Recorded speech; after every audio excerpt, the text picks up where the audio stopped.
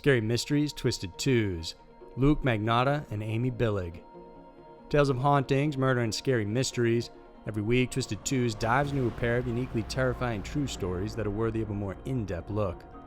For this week, we focus on a vicious individual from Canada and the mysterious disappearance of a 17-year-old girl. Get ready for Scary Mysteries, Twisted Twos. Number 1. Luke Magnotta. Killers in general often escalate in their crimes, and in the case of Luke Magnotta, a Scarborough, Canadian resident, he went from cat killing to murder. Born Eric Kirk Newman, he grew up in a dysfunctional household. According to him, his mother was a neat freak who locked the children outside while she cleaned the house. His father suffered from schizophrenia and eventually divorced from his wife in 1994. In his early 20s, Luke began appearing in pornographic films while working as a stripper and escort on the side. He also attempted to join several reality TV shows as a contestant during this time as well. In 2005, he began getting involved in petty crimes and was convicted on 1 count of impersonation and 3 counts of fraud after pretending to be a woman and applying for a credit card. He racked up thousands of dollars in debt and was arrested, serving 9 months in jail and 12 months of probation after that. The following year, in 2006, he legally changed his name to Luke Rocco Magnotta, and in 2007, he declared bankruptcy. Around this time, rumors of Magnotta's relationship with Carla Homolka emerged. Homolka is known as one of Canada's most high-profile serial killers, although police believe the rumors of the relationship may have been planted by Magnotta himself. Cops also believe he set up more than 70 Facebook accounts under different names, including 20 websites which he used for phishing and cyberstalking. Around 2010, various videos were uploaded online showing a guy killing and murdering cats. One particular video was titled "One Boy, Two Kittens." A second video featuring kittens getting killed was posted a short while after that. The following year, a third video titled "Python Christmas" showed a young kitten getting killed and eaten by a Burmese python. All of the videos were created and posted by Luke under different aliases. On May 25, 2012, an extremely terrifying and violent 11-minute video titled "One Lunatic, One Ice Pick" was uploaded to bestgore.com. The short movie showed a young naked man tied to a bed frame being repeatedly stabbed by another male using an ice pick as well as a kitchen knife. Afterwards, the body is dismembered and the killer goes on to perform necrophilia. At some point, the killer even gets a dog to eat one part of the victim's flesh. Throughout the video, the track "True Faith" from New Order played on in the background. The video prompted concerned calls, including one from a Montana attorney trying to report the video to police as well as the FBI, but the video was dismissed as a hoax. It wasn't until Canadian authorities got hold of an extended version that they finally decided to take it seriously. They also reported cannibalism may have occurred in it. Oddly, promotions about the movie were circulated about 10 days before the video was actually released. Then, on May 29, 2012, undergraduate international student Lynn June was reported missing by his family and friends. Lynn was working part-time as a convenience store clerk and had been studying in Montreal since 2011. On May 1st, Lynn began living at a Griffintown area apartment with a new roommate. He was last seen by friends on May 24th, and at around 9 p.m. that night, his friends said they received a text message from him. His boss also then became worried when he didn't show up for work the following day. Soon, various body parts began showing up at multiple facilities around the country. A package containing a left foot was delivered to the national headquarters of the Conservative Party of Canada. Another package containing a left hand was then intercepted at a Canadian Post processing facility. Various other packages containing body parts were then also found. One included a torso discovered inside an abandoned suitcase and dumped on a garbage heap.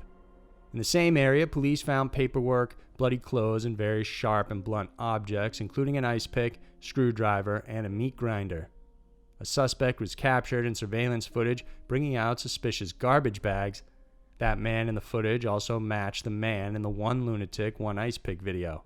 It was Luke Magnotta. Police then searched through Magnotta's rented apartment. It was mostly empty, but blood was found in certain places, including the mattresses, bathtub, table, and refrigerator. By March 30th, the results for the body parts came back, and they all belonged to Lynn June. Magnotta was quickly identified as a suspect, but by this time, he had already fled the country. Various other packages with Lynn's body parts would go on to be found in the following weeks. On May 31st, Magnotta was officially labeled as a fugitive, and his name was placed on a watch list by Interpol. It turns out, soon after committing the murder, Magnotta flew to Paris before traveling to Germany under a fake name. On June 4, 2012, however, he was arrested by German police in Berlin when he was caught inside an internet cafe reading news about his crimes. He initially denied being Magnotta, but eventually admitted it was him. Several weeks later, he was extradited to Canada where he faced trial for his crime. Magnotta opted to be tried by a judge and jury, claiming no guilt. Essentially, he admitted to the acts, but under diminished responsibility because of various mental disorders he had. In the end, Magnotta was found guilty on all charges. He received a mandatory life sentence with eligibility for parole after 25 years. Number 2. Amy Billig. It was March 5, 1974. 17-year-old Amy Billig just got home from school and had plans of heading out to meet her friends later in the day. But Amy didn't have any money, so she phoned her dad and asked if she could borrow some from him. He agreed, and Amy left to head to her father's office, but she never arrived there or to meet with her friends. In fact, Amy had completely vanished without a trace. The last time anyone saw her was along the main highway in Coconut Grove, Florida.